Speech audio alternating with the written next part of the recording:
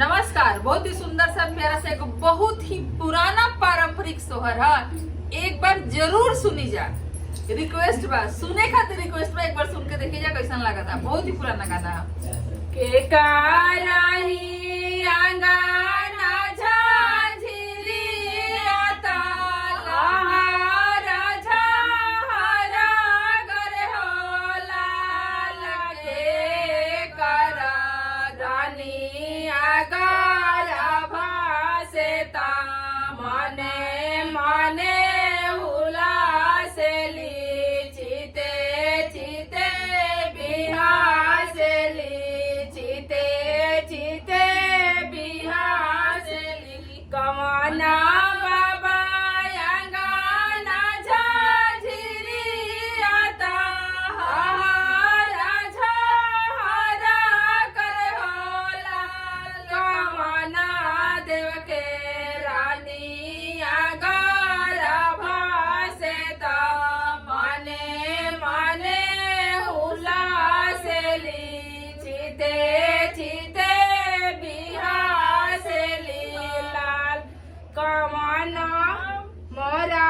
पीछू बढ़ैया भैया देगे चलिया हो लाल भैया गरी सोरी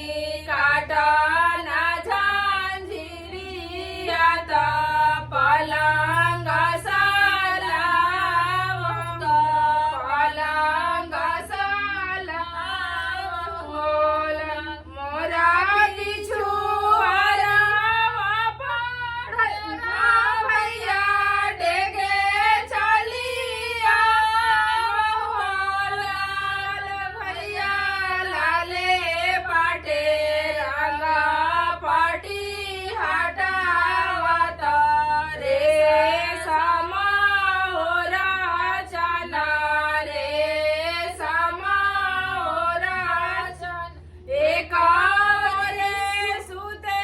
लेखा वना देवा एक वना दई हो लाल बिचावा में सुते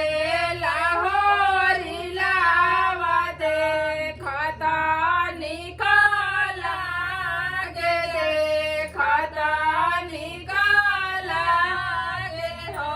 लाल फांसी कता पूछे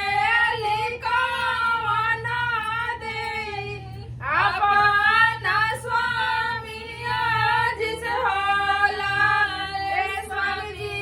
कैसन राउर पापा जी के नाम तो कही के सुना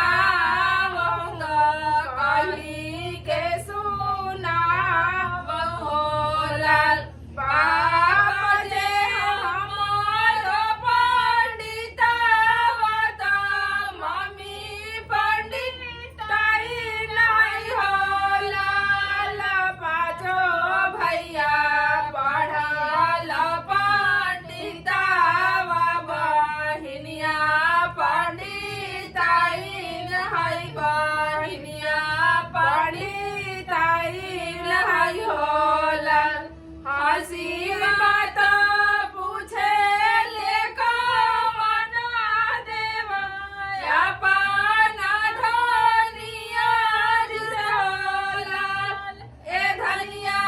कैसन तोहरो पापा जी के नामा